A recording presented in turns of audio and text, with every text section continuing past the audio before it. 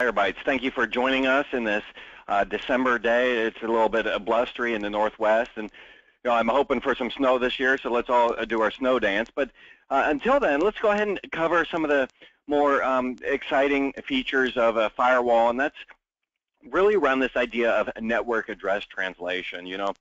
I remember back in the day, original days of the internet, it seems like every computer on the network had a public IP address, and then we started looking at all of the IP addresses as a whole, kind of reevaluating, and for a number of reasons, looked at network address translation. Originally, it was also port address translation. And really, it was around some of the ideas of we're going to run out of IP addresses. Not everything can have a public IP, as well as this network obscurity or hiding what you have on your local area network resources, and then having your firewall do that. So again, my apologies if this might be a little basic for some of you. Hopefully throughout the course of this Firebytes session, there's going to be something that's going to pique your interest, something that a nice little tip or trick that you'll be able to glean from this and be able to apply as a network engineer in your role. So again, just a brief recap of myself. I'm the Northwest sales engineer.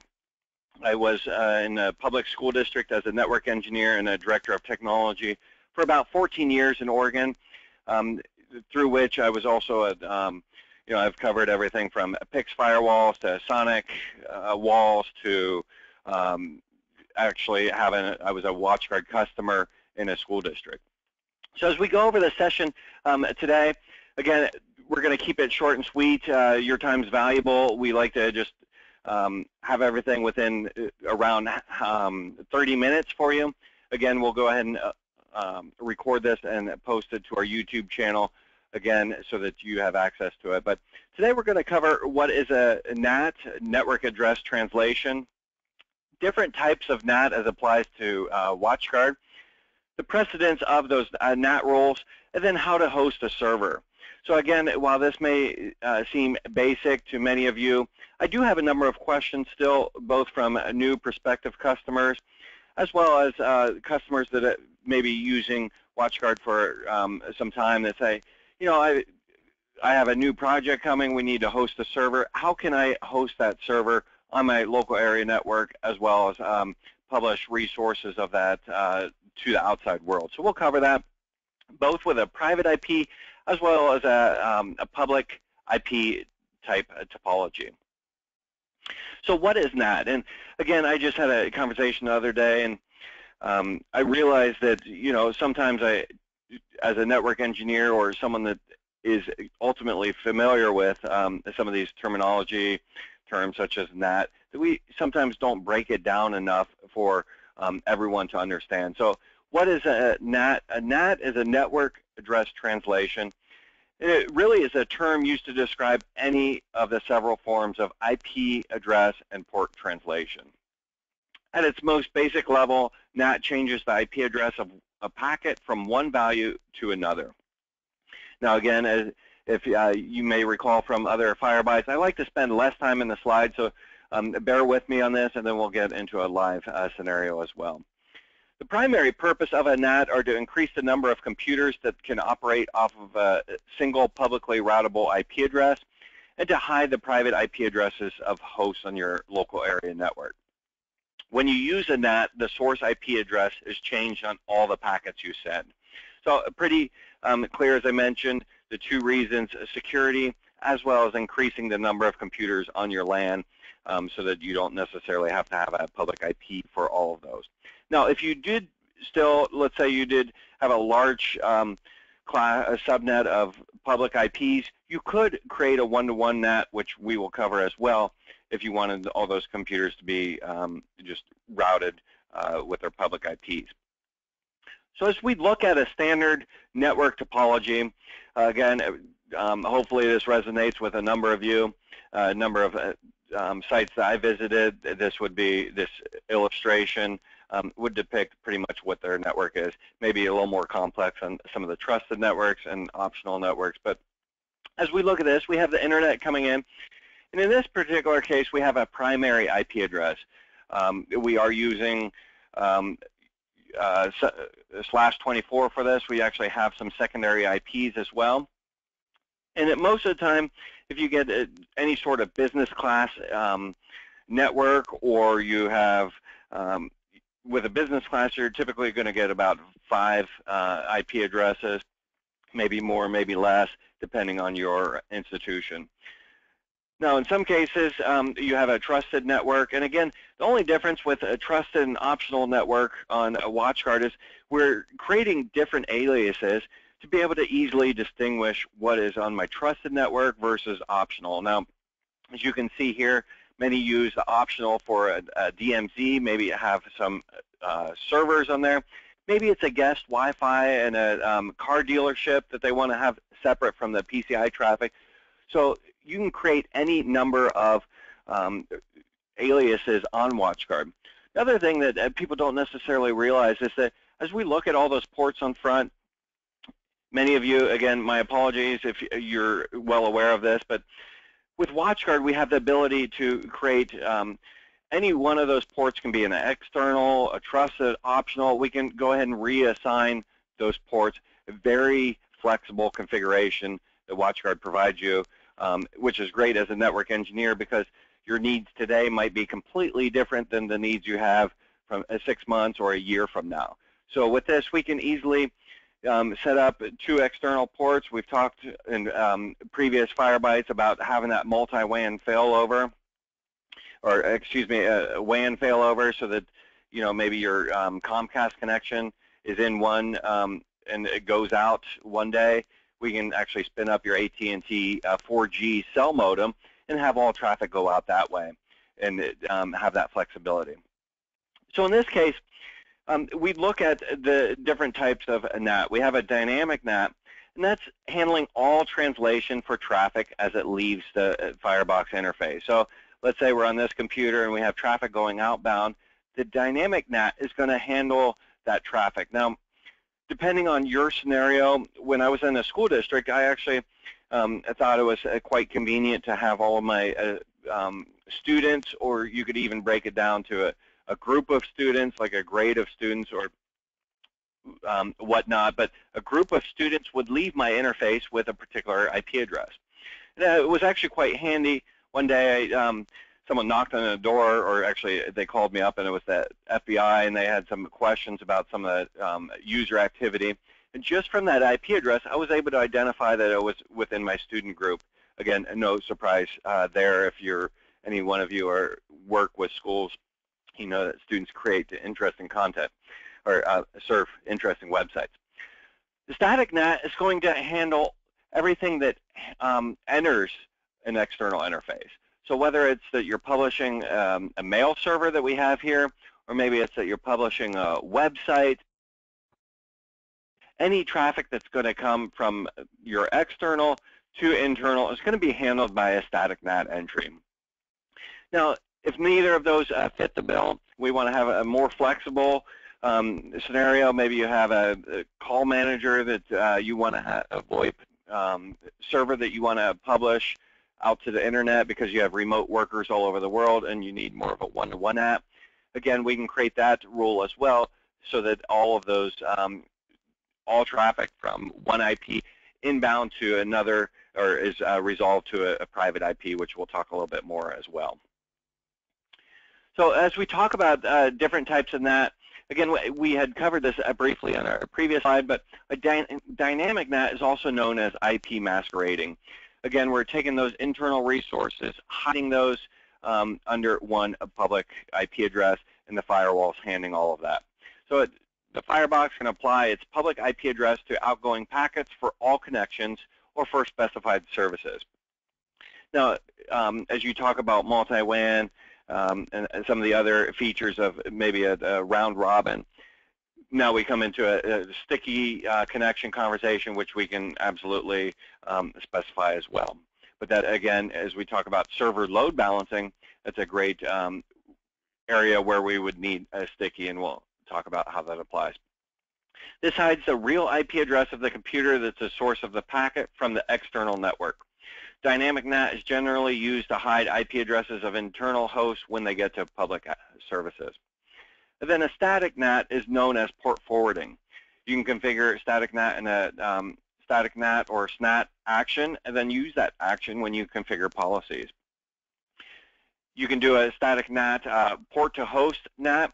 You also have the ability to change a port behind the firewall to actually do a port forwarding, which we'll talk about some of the use cases for that as well. And then a one-to-one, as I mentioned, it creates that mapping between a public IP address on one network to a private IP address on another network. This type of NAT is often used to give external computers access to your public internal servers. Again, whether it's that you're a VoIP server or maybe a video server that has more dynamic ports. If it's something like port 80 for a web server, that's pretty easy to create a policy for.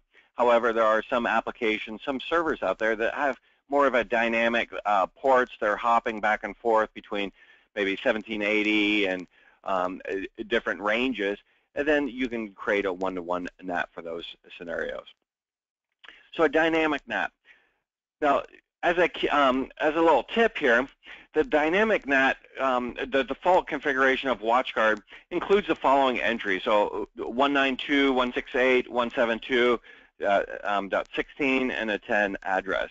Now, just as a heads up, that if you want in your network to have any sort of other a special NAT rule or a special network topology or configuration within your network, you might actually have to go and configure, add in some more entries.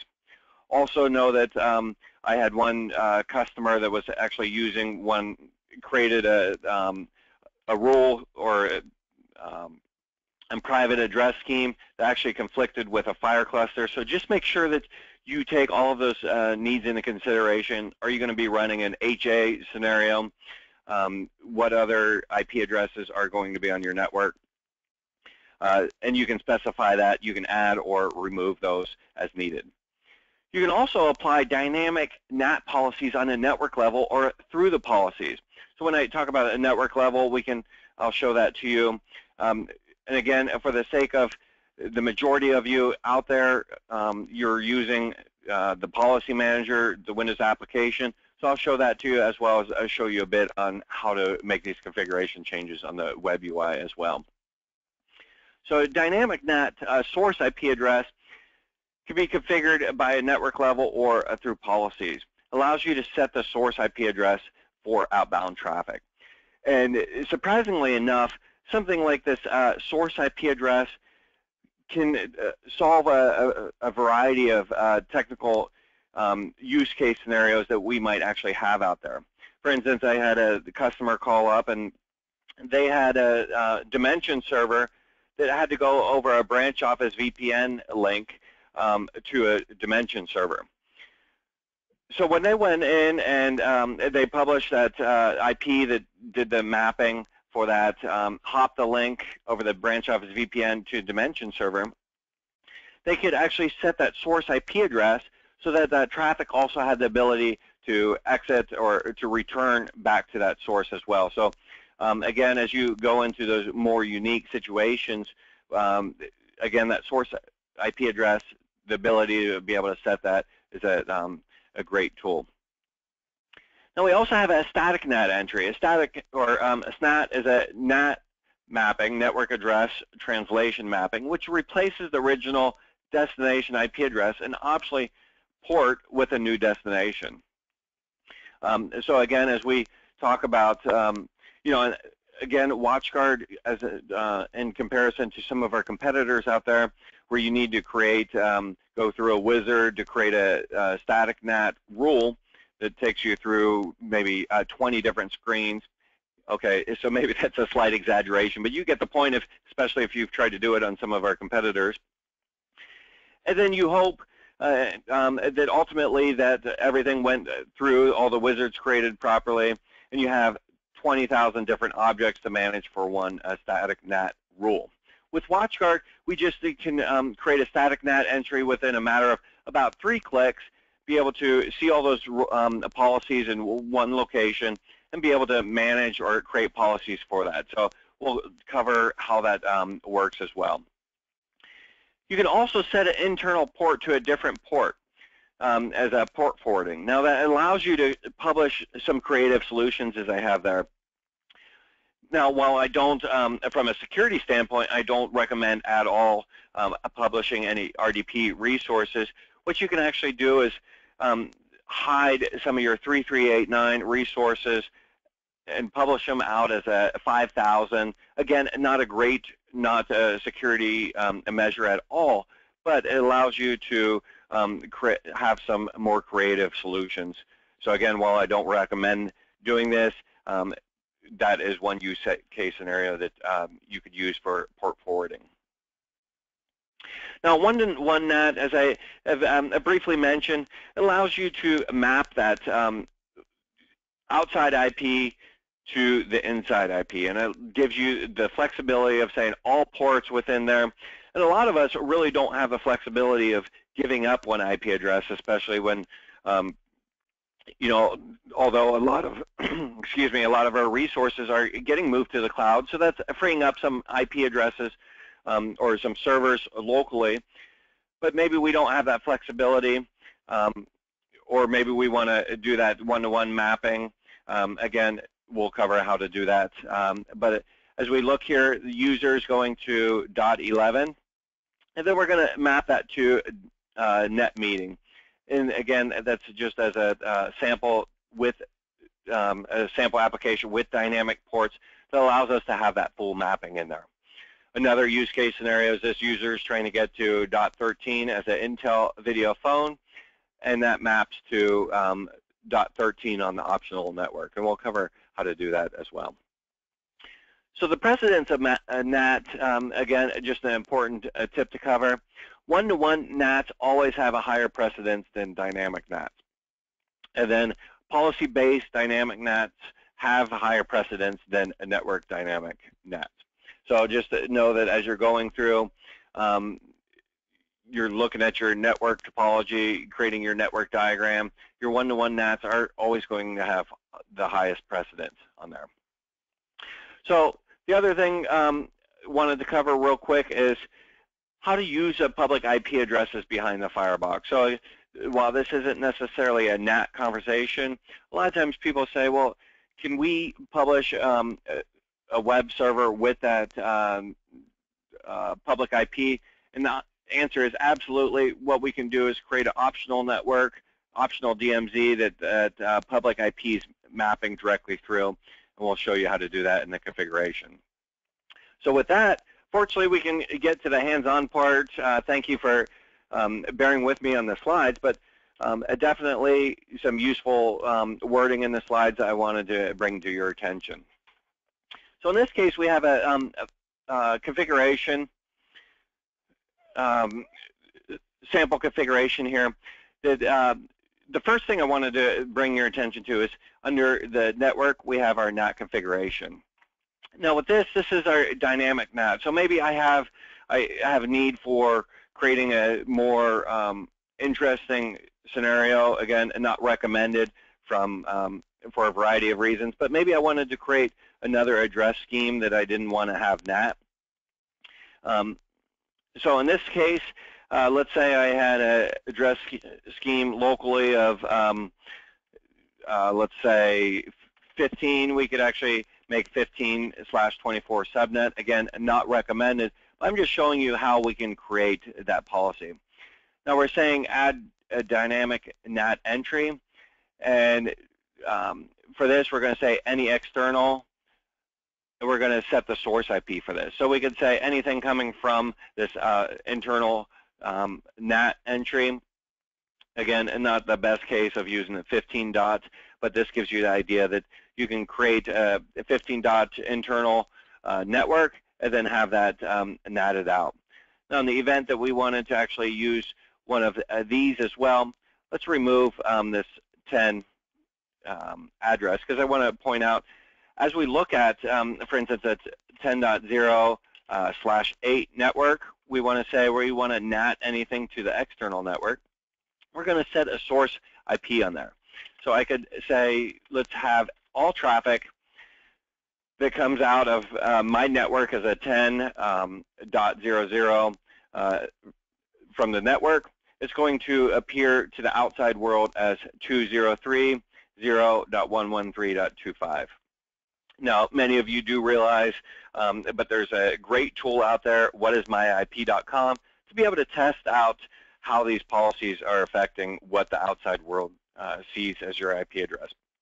So again, this is a dynamic NAT. So all traffic internal going outbound is going to be looking like a 203 address.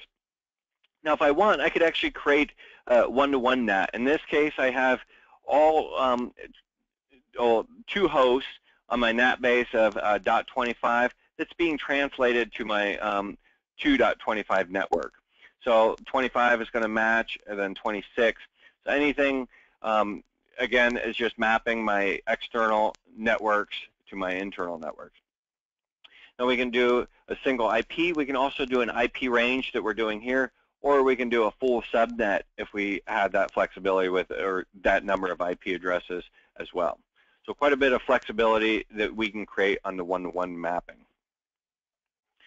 Now we can also talk about, for instance, having a public IP coming in to, so a static NAT entry. So this is what ultimately the static NAT entry is going to look like, a public IP to a private IP. So if we look at, just to back up 1 second, as we look at our network configuration, our interfaces, we can see my external IP has a 113.2 network. So as I look at that static NAT entry, that's going to say there was also a secondary IP. Sorry about that. Let me show you that. So we have the external .2 address. Under secondary, we can actually add in other IPs. So where myself, I have 5 IP addresses, I have my primary, and then I have my secondary IP addresses specified under my secondary pane. So what that allows me to do is come in and say, you know what, anything coming through, and this is a SMTP proxy, so as many of you are aware, that's going to be over port 25. Anything that comes in on port 25 to this public IP address is going to be mapped to this private IP. Now in this particular SNAT rule, we actually have 2 IP addresses specified there. Let's go ahead and remove it, and let's start from scratch, show you how I did that. So the first step I want to do is just go in and click on Add. I want to click on Add SNAT. Now the difference is if I'm on the web UI, I just want to create the SNAT rule first, and then come in and apply it to a policy, which I'll definitely show you a little bit later. So let's say I want to go in and I want to type in Firebytes example. I can also create a description if I wanted to. Again, from here, if you guys haven't checked out a great feature from Watchguard, in fact, when I invested in Watchguard, I had a Barracuda load balancer. I didn't realize that Watchguard had a server load balancer.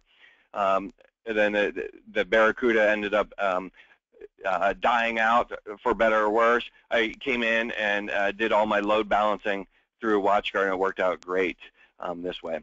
And we'll cover how to do that. But our static NAT entry, we have our SNAT members.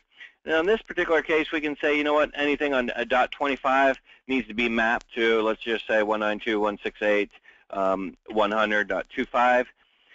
And that's just as easy as it is.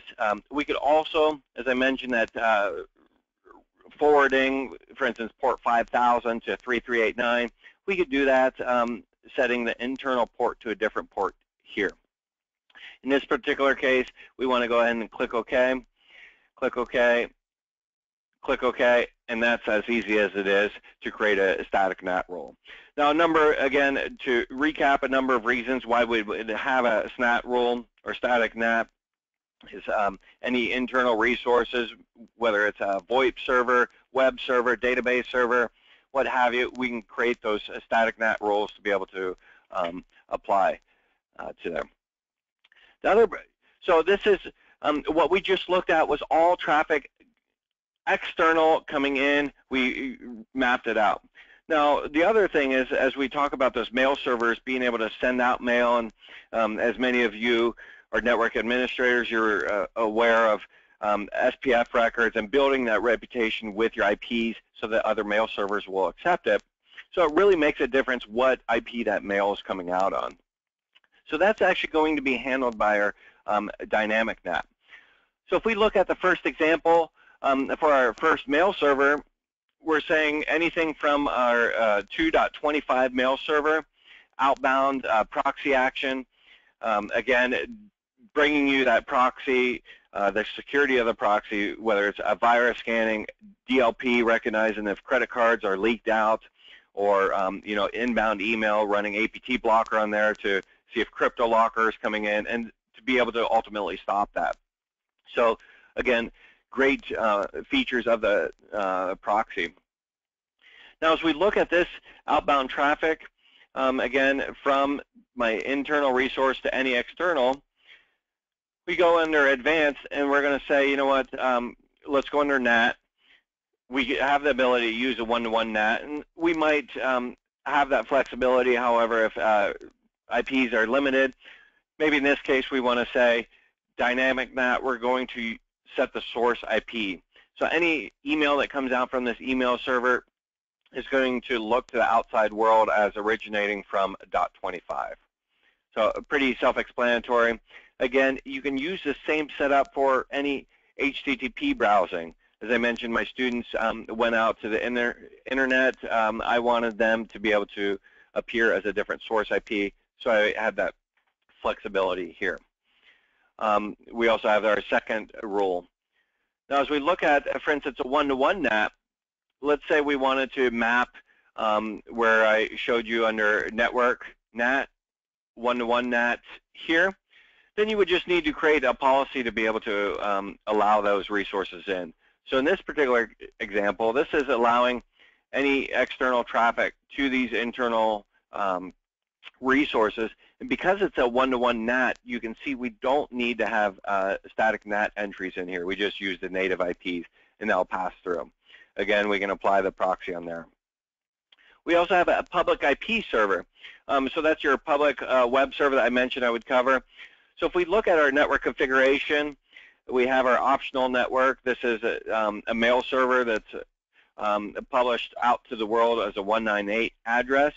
I could actually specify that, specify the optional interface type. And then by using these different interface types, these different aliases, we can create policies to be able to differentiate these and not allow traffic from one interface to bleed over into the other. So again, great for PCI traffic. So again, we have the public IP there, and then we actually have our public IP server. So that's off of here, and anything plugged into the optional network, we're going to be able to publish those resources. And again, be able to apply those same proxy policies to the traffic coming out.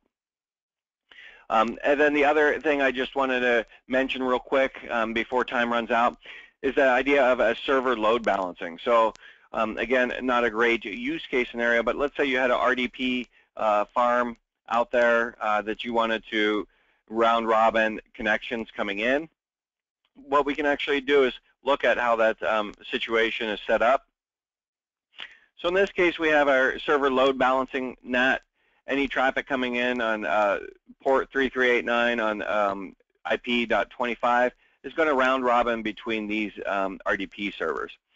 We can also enable a sticky connection so that if for whatever reason that connection is disconnected, when they come back, they will resume that connection on that same server. So great little feature from Watchguard. Again, well, it's not that little, a great feature. You can also go to a lease connection on those servers as well. So many of you might have a need for doing some load balancing. The other thing that I wanted to bring up real quick is looking at the web UI where everything is. So this is actually one of our latest T30 boxes. Again, if you haven't checked out the specs for that, this little box is rocks. Just a phenomenal, has a PoE port in there. and allows me to have a total of 5 interfaces, including that PoE port. So this is my T30. So as I mentioned, I want to show you your static NAT rules.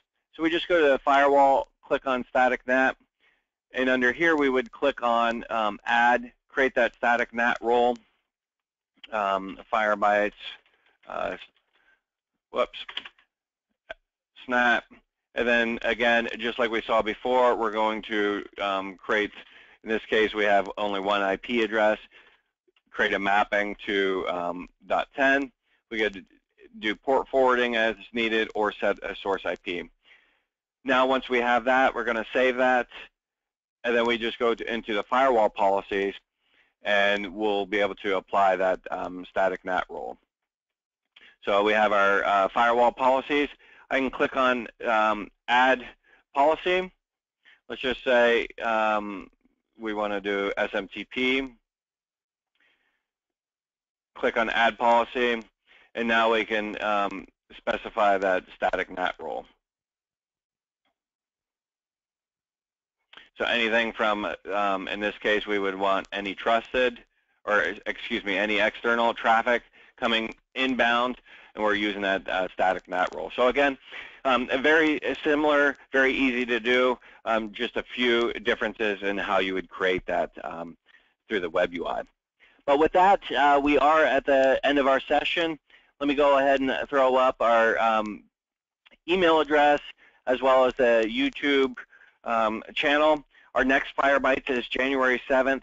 Feel free to reach out if you have any questions, any comments, and I have received quite a few from previous sessions. I do my best to catch up with all of those. If you haven't heard back from me, feel free to reach out, and again, there's my email address.